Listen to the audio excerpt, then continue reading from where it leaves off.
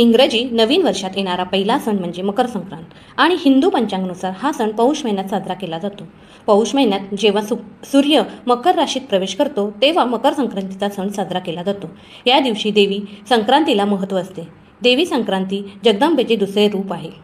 मकर संक्रांतीच्या दिवशी शंकासूर नावाचा राक्षसाचा वध केला, त्यामुळे या देवीला संक्रांती देवी असे म्हणतात. ही संक्रांती देवी मकर संक्रांतीच्या दिवशी दरवर्षीप्रमाणे वेगवेगळ्या वाहनावर बसून येते. तसेच तिच्या हातात वेगवेगळ्या प्रकारचे शस्त्र असते.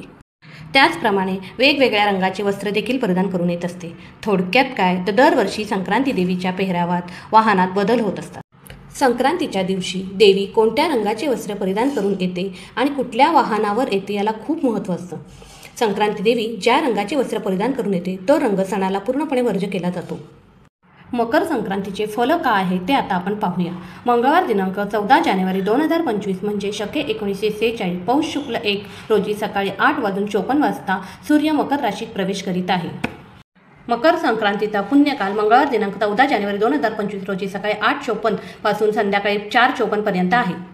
सूर्याचे मकर संक्रमण बालवकारणावर होत असल्याने वाहन वाघ असून उपवाहन घोडा आहे. तिने पिवळे वस्त्र परिधान केले असून हातात गदा घेतली आहे. केशराचा टिळा लावलेला आहे. वयाने कुमारिका असून बसलेली आहे. वासाकरता जायचे फूल घेतले आहे. पायस भक्षण करीत आहे. सर्प जातीचे आहे.